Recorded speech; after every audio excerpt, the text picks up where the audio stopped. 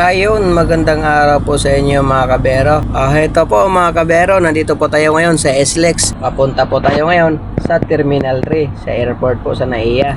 Kaya, ayan po mga kabero, sundan nyo na lang po itong video ko. Nang sa ganun po, magkakaroon po kayo ng ideya tungkol sa kalsada. Lalong-lalo naman po, yung hindi pa po nakakaalam. Papunta po tayo ngayon sa Terminal 3 mga kabero. Nandito po tayo ngayon sa SLEX na hindi po tayo dadaan ng Skyway. At napansin ko po rito mga kabero habang nag-edit ako, ayun po yung 10-wheeler truck na wing van. Hindi po pinapasok ng patroller ng Skyway. Pinapara po yun. Pero yung mga close van po, 6-wheelers pababa po, pwede pong pumasok dyan. Pero yung 10-wheelers po, bawal na po mga kabehero. Kaya yun, sana po mapanood to ng mga kabady natin dyan. At ayun mga kabehero, balik po tayo dito sa topic natin.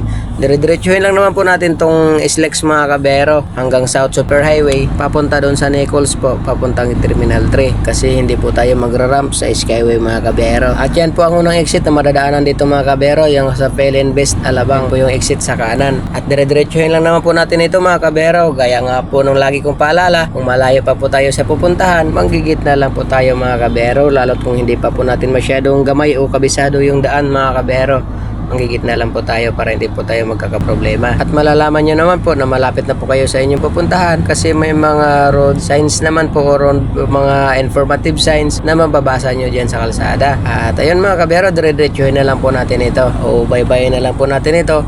Fast forward na lang po natin konti para di na po masyadong mahaba yung video natin mga kabero. Pwera lang po sa mga importante na exitan o mga papasukan natin mga kabero, doon po natin siya pupukusan. Kaya yun, diretso lang naman po natin ito mga kabero. Ito po mga kabero, ulitin ko po sa lahat po ng mga nanggagaling sa South, Bicol man po yan, Quezon Province, Batangas o Laguna mga kabero na papunta sa Terminal 3. At yan po ang pangalawang exit na madadaanan natin dito mga kabero. Yan po, sa sukat po sa Parañaque. Mga papuntang Las Piñas po, pwede na po kayo mag-exit dyan. At sa mga papuntang sukat sa Parañaque, yan, exit po kayo dyan mga kabero. At dire-diretsuhin pa rin po natin mga kabero. Ito po ang next exit na madadaanan natin dito. Ito pong Bikutan exit. Ayan po sa kanan mga kabero. Yan naman po yung mga papuntang Taguig at mga Lower Bikutan at sa mga papunta din po ng Rizal. Ayan po. Mas pabor po kayo pag dyan po kayo mag-exit sa Bikutan mga kabero. At dire-diretso lang naman po tayo mga kabero. At yan po ang kasunod na exit na madadaanan natin. Ayan po sa kanan. Mga papuntang C5 exit mga kabero. Mga papuntang Pasig po. At mga papuntang part din po ng Taguig sa mga parteng BGC. At yan po sa mga parteng Venice Grand Canal at mga papuntang Pasig, Quezon City. Doon po kayo mag-exit mga kabero sa C5 exit. Tayo po ay dire-diretsuhin at magigitna lang din po tayo. At hanggang makarating po tayo dito sa toll gate mga kabero. Nasa kanan po yung no RFID dito o mga mag-cash lane. At yung mga sa truck nasa kanan din po, yung mga truck lane. Kaya tayo naman po ay dire-diretso tayo. At pagkalagpas po natin dito sa toll gate mga kabero, manggigilid na tayo dito sa kanan kasi mag-exit na tayo dito palabas po ng Nichols. Kasi yung padiretso na yan, papuntang Manila po yan, mga palabas po ng Osmeña Highway at mga papuntang Manila. At tayo po mag-exit na po tayo dito sa Service Road kasi pa Terminal 3 naman po tayo mga kabero. Kaya ito po tatandaan nyo mga kabero para hindi po mapalayo ang exit nyo pag kayo po ay papunta sa Terminal 3. Dito na po kayo mag-exit pagkalagpas po sa toll gate mga kabero, magigilid na kayo sa kanan. Ayan po. Tapos kakanan na po tayo dito mga kabero, may concrete barrier po dyan. Ayan po mga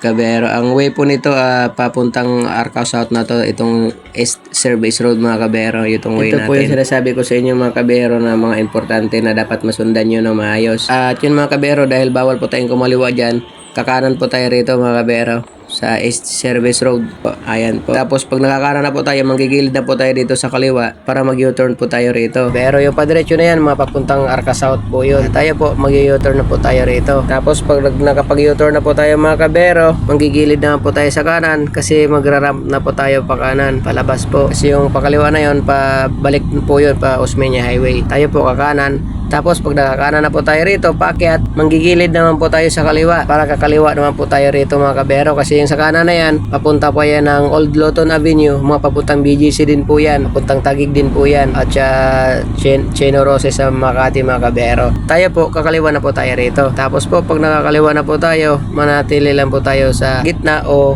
dito sa kaliwa na pwesto natin. Kasi yan sa pinakakanan na yan, mga pababa po yan, pa Osmeña Highway po yun. At tayo po, dire-diretso na po tayo rito. At yan po yun, dire-diretso lang po tayo dito mga kabero. Yung sa kanan pababa po yun, pa SLEX po yun. At yan naman po mga jeep na yan, yan naman po mga nanggagaling sa Osmeña Highway na pumasok din po dito sa Nichols. Mga galing Pasay po yan sila. At tayo po, dire-diretsuhin na lang po natin ito.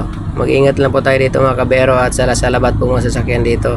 Kanya-kanyang bigayan na lang po. At medyo mag-ingat lang po kayo dito mga kabero. At may coding din po rito. Ayan po, maraming mga nahuhuli dito mga kabero. At yun, dire-diretsuhin na lang po natin to. At makikita nyo po yung entry po dyan o pasukan po dyan ng Philippine Air Force mga kabero. Yan sa kaliwa, sa Villamor Air Base. Yung kaliwa po na yun na traffic light. Tayo po, dito na ako pupwesto. Dire-diretsuhin na lang po natin ito. Tapos po mga kabero, may traffic light po rito. At pag nag-green na po yan, abante po tayo. Huwag na po tayo manggigilid sa pinakakaliwa kasi U-turn slot po yan. Ayan po, U-turn slot po yan dyan. Tayo po, dito na po tayo diretso. At yung mga papasok na yan dito mga kabero, yan po yung mga nanggagaling sa Terminal 3 na nag-u-turn pabalik sa Pasay. Tayo po ay dire-diretso lang po tayo rito. Tapos pagkalagpas po natin doon sa U-turn slot mga kabero, manggigilid na tayo sa kaliwa. Ayan, manggigilid na po tayo rito kasi yung sa gitnang linya na yan, paakyat po yan ng Panaiya Ax, mga pabalik po ng Pasay o mga papuntang Macapagal at Cavitex. At ang pinakakanan po niyan, pa Andros Avenue, mga papuntang Airport Road. Yung sa kanan na yan, pabalik din po sa Pasay mga kabero. Tayo po, magigilid na tayo dito sa kaliwa. Bye-bye na lang po na lang naman natin dito mga kabero. At yun mga kabero, papasok na po tayo dito. Uy, muntik pa magbundulan yung dalawa, nag-uunahan. At yun, pakanan na po tayo rito mga kabero. Dandahan lang po tayo sa pagpasok sa kanan kasi may mga sasakyan na mga nanggagaling sa Andros Avenue na mga nanggagaling sa Terminal 1 and 2 na hindi po dumadaan sa Naiya Ax o na hindi po dumadaan sa Skyway. Napapunta naman dito sa Terminal 3. At pagpasok po natin dito mga kabero, makikita ko yun na po dyan sa harap po ng Terminal 3 na yung mga parking area po dyan.